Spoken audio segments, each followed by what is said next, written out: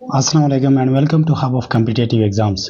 دوستو، U S کا hypocrisy یہ ہے کہ جس طرح بھی ہو ایران اور انڈیا کے درمیان تعلقات خراب ہو جائے اور اس کے درمیان جنگ چھڑ جائے، تو اس کے لیے یو ایس جو ہے انہوں نے بہت زیادہ کوشش کیا کہ جس طرح بھی ہو ہم ایران کو سپریس کرے، اور اس کے لیے یو ایس نے ڈیفرنٹ سٹیپس لیے۔ سچ از نمبر پہلا اس کا سٹیپ یہ تھا کہ ایران پر انہوں نے سینکشنز لگائے، ممالک کے ساتھ تجارت نہیں کر سکے گا۔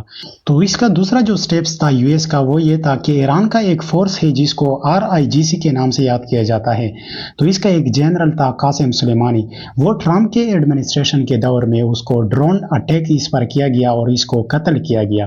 تو اس طرح اس کا جو یہ سٹیپ تھا اس سے ایران کو بہت زیادہ صدمہ پہنچا، کیونکہ یہ جو جنرل تھا یہ نیوکلیئر پروگرام کے لیے بہت زیادہ ایکٹیو تھا، اور اس کا یو ایس ایران کے جتنے بھی نیوکلیئر سائنٹسٹ ہیں اس کو ختم کرنے کے لیے بھی یو ایس لگے ہوئے ہیں۔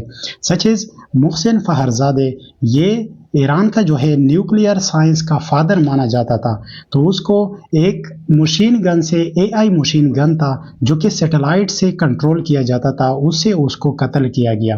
اور اس طرح RIGC کا تیسرا جنرل تھا، تو چند دن پہلے اس کو ڈرون اٹیک سے جو ہے مارا گیا ہے، اس کا نام ہے سید رازی موسی۔ تو اس طرح اس کو بھی قتل کیا گیا۔ تو یو ایس نے جو ہے مختلف سٹیپس لیے تاکہ جس طرح بھی ہو ہم ایران کو سپریس کر سکے، لیکن ایران جو ہے وہ سپریس ہونے والا نہیں ہے۔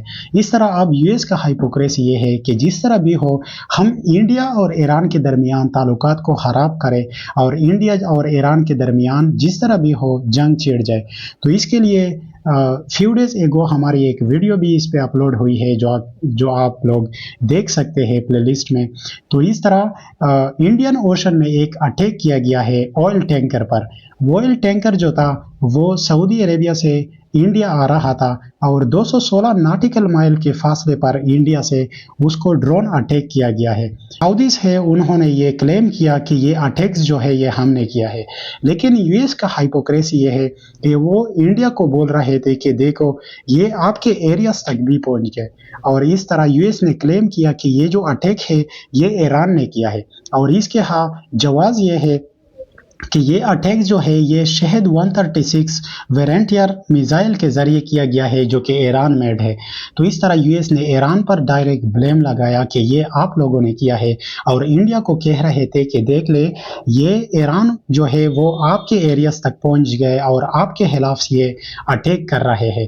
تو اس طرح وہ انڈیا اور ایران کے درمیان جو ہے وہ آگ کو بھڑکانے کی کوشش کر رہے ہیں۔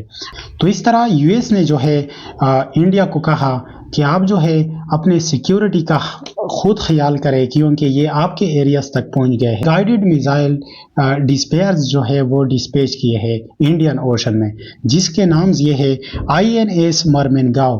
یہ اس کا گائیڈڈ میزائل ڈسٹرائر ہے جو کہ انڈین اوشن میں ڈسپیچ کیا گیا ہے۔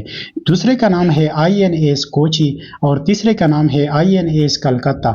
تو یہ 3 گائیڈڈ میزائلز جو ہے اس کو ڈسپیچ کیے گئے ہیں ان انڈین اوشن، اور اس طرح long maritime patrol aircraft dispatch کیا گیا ہے جو کہ وہ نظر رکھے گا بیرونی حملے پر، کہ جب بھی ہو جب بیرونی حملہ ہم پر کیا جائے تو ہم اس کو جو ہے کنٹرول کر سکیں گے اوپر سے۔ تو اس طرح انڈیا جو ہے انہوں نے اپنی سیکیورٹی جو ہے انڈین اوشن میں اس کو جو ہے کنٹرول کر رکھا ہے، اور یو ایس کا جو سٹانس ہے وہ یہ ہے کہ جس طرح بھی ہو انڈیا اور ایران کے درمیان جنگ چھڑ جائے۔ اور دوسری بات یہ ہے کہ اسرائیل نے یہ کلیم کیا، اس کا جو انٹیلیجنس ایجنسی ہے موساد، انہوں نے یہ کلیم کیا ہے کہ جو اسرائیل کا ایمبیسی ہے انڈیا میں وہ انڈر تھریٹ ہے فرام ایرانز اٹیک۔ تو اس طرح وہ انڈیا کو کہہ رہا ہے کہ دیکھو ایران کے اٹیکس جو ہے اس سے انڈر تھریٹ ہے اسرائیل ایمبیسی۔ تو انڈیا والوں نے کہا کہ نہیں، اس ایران کا جو ہے انڈیا کے ساتھ انتہائی خوشگوار تعلقات ہے، اور وہ کبھی بھی یہ نہیں کر سکتا کہ وہ ہمارے علاقے میں اسرائیل کے ایمبیسی پر اٹیک کرے۔ تو اس طرح یو ایس اور اسرائیل کا اب یہ سٹانس ہے کہ وہ جس طرح بھی ہو ایران اور انڈیا کے درمیان تعلقات کو خراب کرے۔ تو ویورز، آپ لوگوں کے خیال میں کیا ہے کہ انڈیا اور ایران کے درمیان جنگ چھڑ سکتا ہے یا نہیں ہو سکتا؟ تو اپنے قیمتی رائے کا اظہار کمنٹ سیکشن میں ضرور کیجیے گا۔ ملتے ہیں نیکسٹ سیشن میں، تب تک کے لیے اجازت دیجیے، والسلام۔